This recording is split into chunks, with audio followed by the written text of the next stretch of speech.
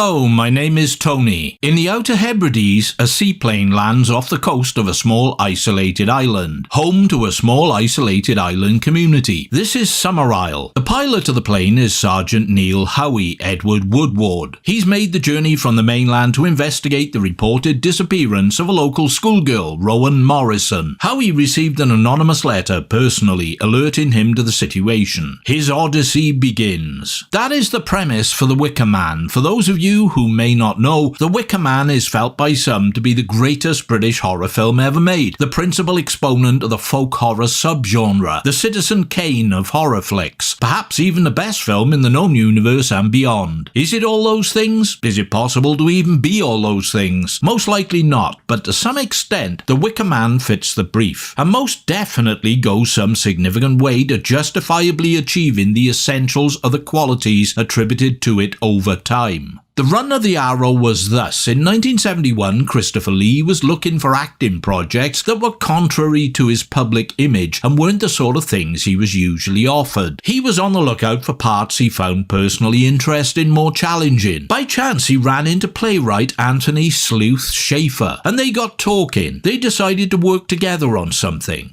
David Pinner, bit-part actor, author and playwright, had developed a screen treatment for director Michael Winner called Ritual. It featured a devout Christian copper sent to investigate the ritual killing of a young girl in a remote rural backwater. When Winner decided against doing the film for whatever reason, Pinner's agent suggested he turn the treatment into a novel, which he did, and Schaefer read it. Schaefer and Lee paid Pinner $15,000 of their own money for the rights to Ritual. Aspiring film director Robin Hardy was a partner of Schaefer's in a loose sort of film company thing they had going. Schaefer decided directly adapting Pinner's novel was a non-starter, so he took just the bare bones of the plot and with Hardy in tow conceived of a horror or thriller film that explored the abstract concept of sacrifice and had no reliance on explicit violence and gore to make it horrific or thrilling. And The Wicker Man was born. The foundation is standard mystery fiction fare, the timeless trope of the stranger who comes to town. It's been the essential basis for 1001 westerns. An outsider arrives in an established community with a mission or task to undertake. In this event, a child has been reported missing. The locals are traditionally evasive, obstructive and unhelpful, but the dogged interloper forges ahead in pursuit of the truth. It's been done to death a million times, resurrected, dusted off and done to death some more. But this time, it's different. Very different.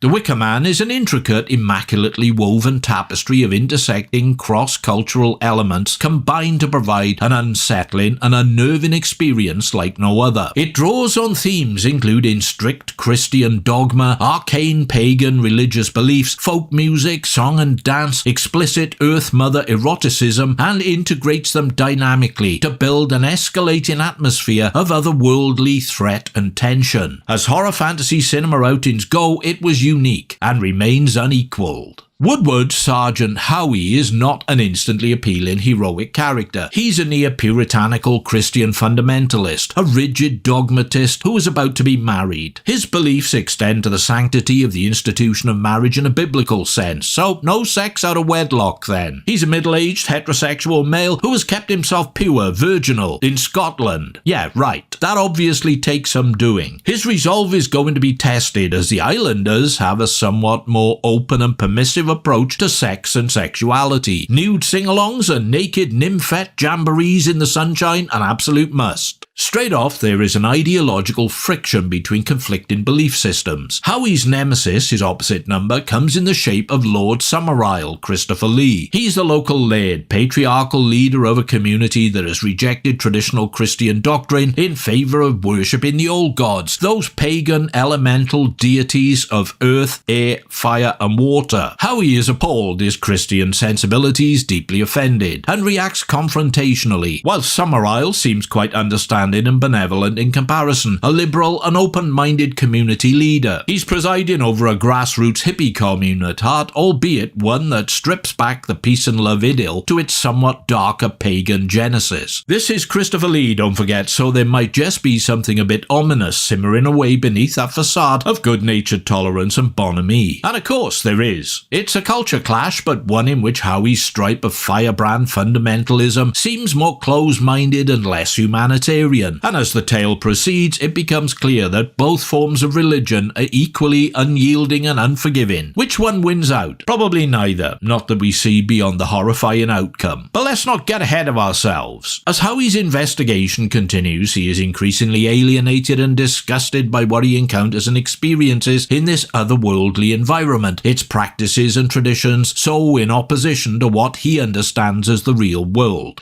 It's as if he's landed on another planet. Clues he uncovers are like breadcrumbs leading him on a journey to a conclusion. At the Green Man Inn, photographs of the harvest celebrations, always featuring a young girl as the May Queen, are missing the most recent one. The landlord tells him it got broken. At the local school, the teacher, Miss Rose, Diane Cilento, introduces him to the children. There is one empty desk, Rowan's, but the children deny she ever existed. Finding her name on the school register, he confronts Miss Rose, who directs him to Rowan's grave in the unconsecrated churchyard. Visiting the registrar, Ingrid Pitt, a somewhat sexually uninhibited woman, Howie finds there is no death certificate for Rowan. Lord Summerisle grants Howie permission to exhume the grave, but interred in the coffin within, he finds the carcass of a hare. After locating the missing harvest picture by breaking into the back room of the apothecary, Howie discovers Rowan is the latest May Queen, standing amidst empty boxes. Last year's harvest had failed. Conducting research at the local library, he discovers that in the event of crop failure, a human sacrifice must be offered in appeasement to the gods. Such are the dictates of pagan belief. Howie concludes that Rowan is alive and being held captive until the May Day celebrations, when she will be sacrificed. The night before May Day, in his room at the local inn, Howie's foremost moral challenge is the innkeeper's flagrantly promiscuous daughter Willow, Britt Eklund. With little delay, she attempts to seduce the straight-laced copper. Whilst he lies in bed in his nylon pajamas, what else would a good soldier of Christ wear in the sack? Willow dances, sings and gyrates stark naked in the room next door, pounding on the walls, working herself up into an orgasmic frenzy. It is, in effect, a siren song, but with prayer, Howie is able to resist.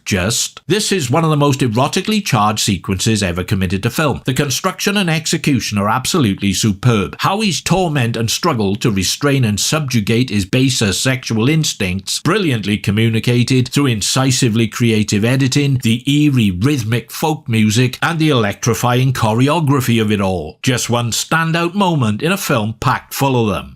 On May Day, Howie decides it's time to call in the cavalry. Not an option, it turns out, as his seaplane has been sabotaged and the radio no longer works. After subduing the innkeeper and stealing his costume, that of Punch the Fool, he joins in the celebrations in disguise. Howie locates Rowan and sets her free, fleeing into a cave system below the coastal cliffs. When they emerge, however, Summerisle and the villagers are waiting. Rowan willingly joins her people and they welcome her back into the fold. They have a surprise for Howie, one he's not going to like. The ending, when I saw it for the first time, was one of the most shocking, nervy, spine-tingling events of my young life. The reveal of the true meaning of the title of the film knocked me out of my socks. I can remember looking at the screen in awe and experiencing that growing sense of existential dread as the reel turned and the climax inexorably crept closer. I doubt there are many who don't know where this all leads, but just in case there are, you may well want to skip the next few minutes because it's one great big spoiler-thon. Howie is the chosen sacrifice. Summerisle explains how he fits the profile required of their gods. 1.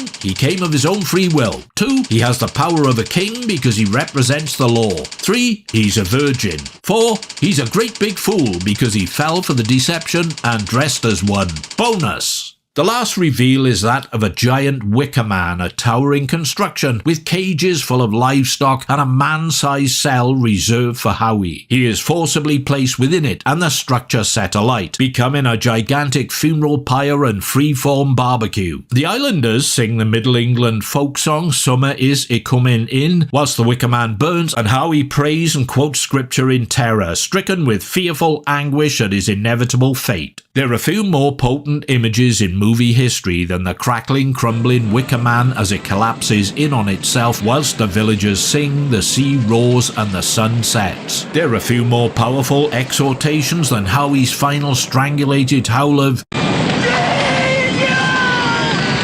as the flames rise to consume him. There are multiple interpretations for that exclamation. Could be a blasphemy, a final prayer, a defiant reaffirmation of Howie's religious beliefs, a last desperate beseeching plea for deliverance. Or all of those things at once. I don't know for sure, but whatever. It is supremely chilling. Personally, I like to think it's a moment of realization, to be honest, that if only he'd given in to temptation and had sex with Willow or Miss Rose or the registrar, he would have been spared ritual sacrifice in a big burning Wicker Man. He could have saved himself. But he blew his chances though. Ah well, hindsight is a wonderful thing, which is why I always say, never turn down an honest shag. Okie dokie, let's be clear. It's hokum. I know it is. Schaeffer has plundered Old English pagan folklore and cobbled together a composite religion from several sources. He's also thrown in a smattering of agricultural science. Lord Summerisle's grandfather was a Victorian agronomist who developed strains of fruit trees and crops that would thrive in the intemperate Scottish climate. The Wicker Man construction is also a fictional article, an adaptation comprised from reports of human sacrificial methods employed by the Gauls back in the days of Julius Caesar. The paganism on offer here is a mashup, but that's of no real importance. It's the essence of the ideology that matters, the taking of those elements and presenting them as authentically as possible in a contemporary confrontation between the old gods and the comparatively newish. Neither belief system is judged to be definitively good or evil. They are proposed to be equally intransigent in character and just as dismissive of each other. It also strikes me that none of it would work in a film unless the script was up to snuff, and Schaeffer's certainly is. It's a literate take, running with a detective story, a mystery, a conspiracy, and then populating it with all this magnificent weirdness that seamlessly coalesces with that narrative. It is extremely well structured, clever, clearly put together with thought and care. Even though it's hokum, it's the very best, most premier sort of hokum that creates its own form of magical realism. In 1989, so the story goes, Schaeffer wrote a 30-page script treatment, The Loathsome Lambton Worm, for a direct sequel to the original film. Howie survives in that and is again the central character. Hardy wasn't interested, dismissed the idea out of hand, and nothing ever came of it. Christopher Lee excels as a villain who isn't really a villain. He's only the villain here if you don't share his value system. Sure, he's a fanatic entrenched in a creed that defies what passes for conventional logic, but he believes what he believes and pursues those beliefs to their conclusion. And if you're going to bring conventional logic into it, you must also place under the same microscope Howie's devout Christianity. Conventional logic has no place in religion because the fundamental basis is the supernatural and the machinery of faith.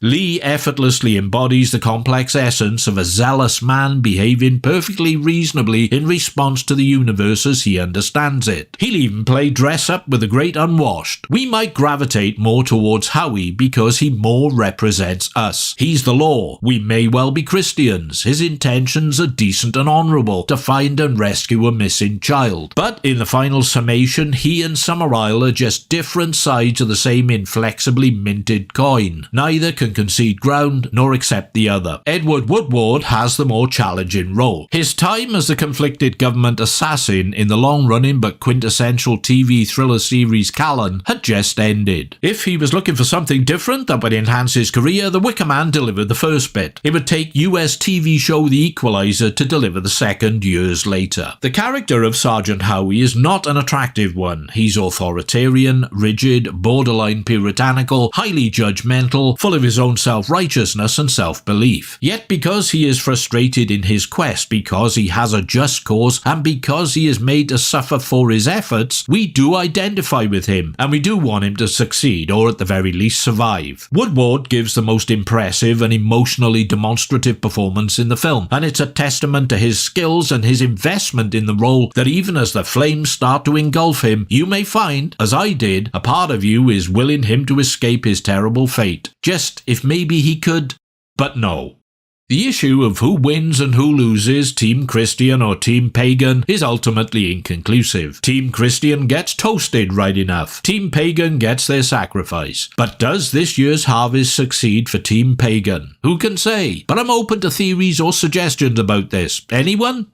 Much as I hate to shatter illusions, that's not Britt Ekland's naked gyrating backside, you see. Miss Ekland was pregnant at the time of filming, so a body double was used. Lorraine Peters, a nightclub dancer from Glasgow. That's not her singing either, that's Rachel Verney. Nor is that her speaking. Her dialogue was dubbed by Annie Ross. Then a local girl, Jane Jackson, was used as her stand-in for the camera setups. So what you've got of actual Britt Ekland is her face and very fetching bits of her top half. You wouldn't really notice the join though, and in truth she looks absolutely stunning. Anyway guys, bright side, when you see Ingrid Pitt in the Raw, that's all her in that bath. Good old Ingrid, love that girl. The main thing of note regarding a great trio of leading ladies, that is Britt Ekland, Diane Salento, Ingrid Pitt, are all confident, strong characters who immediately pose threats to Howie purely because of their unself-conscious sexuality and feminine identity. They make him fear for his soul. Good enough. Robin Hardy's direction is almost flawless, arty and kinetic, hyper-creative, everything you could want. For this one film, he gave the impression of genius at work, an impression he never replicated again. He wrote and directed a sequel of sorts, The Wicker Tree, in 2011. It was utterly fucking atrocious, like some failed experimental Monty Python project they'd had enough sense to throw into bottomless landfill and forget about. I cannot for the life of me imagine the loathsome Lambton worm would have been any worse.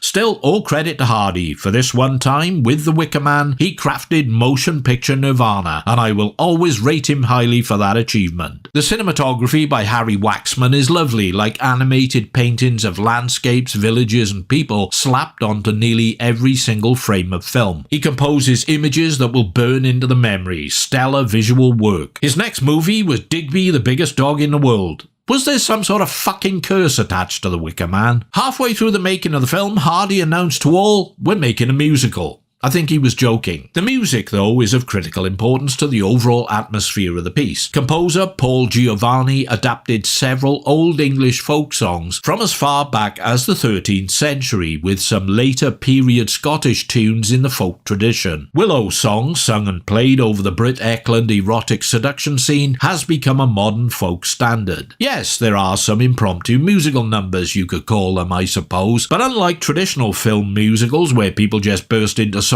on the street or up a mountain and are automatically backed by a full invisible symphony orchestra, these are contextualized and appear organically in the narrative structure. The score is as much a crucial part of the film as any other component. The Wicker Man didn't have an easy ride. The film is set in spring, but filming began in October due to the financial woes of production company British Lion Films. This meant leaves and fake blossom had to be glued onto trees, and the weather accounted for and navigated. The budget was minuscule, with Lee and others working without pay to get the film done. EMI bought out British Lion once the film was complete, and it was cut from 99 to 87 minutes running time, probably so it could end up released as a support feature for Nicholas Roeg's Don't Look Now. Then it slipped into oblivion, until it became a cult thing and the world and his wife collectively went, "Behold, a thing of transcendent beauty and greatness." Better late than never. I saw it on the same bill as Don't Look Now. Don't Look Now was one of those films that, through no fault of its own, achieved notoriety because of a sex scene. Achieved a lot of publicity because of it as well. It was one of those sex scenes about which it was rumoured the participants did it for real. This time, Donald Sutherland and Julie Christie are the lucky couple accused of fucking au naturel on the film set. Obviously an outrageous fabrication. But as a result, more gullible punters flocked to the cinema to see Don't Look Now. Not me, of course, as if. And as a byproduct, conceivably more people got to see The Wicker Man. Now, I really like Don't Look Now, it's a superior horror flick, but The Wicker Man was the one I absorbed most enthusiastically as my poison of choice. It was like a Hammer film, scripted by a modern Shakespeare and directed by a young Orson Welles. Such power, such impact, so provocative, clever, creepy, and suffused with an exceptional atmosphere that set the primal nerves tingling. Both of those films left a lasting impression on me, but it's The Wicker Man to which I return most frequently. If you've never seen it, do yourself a favour.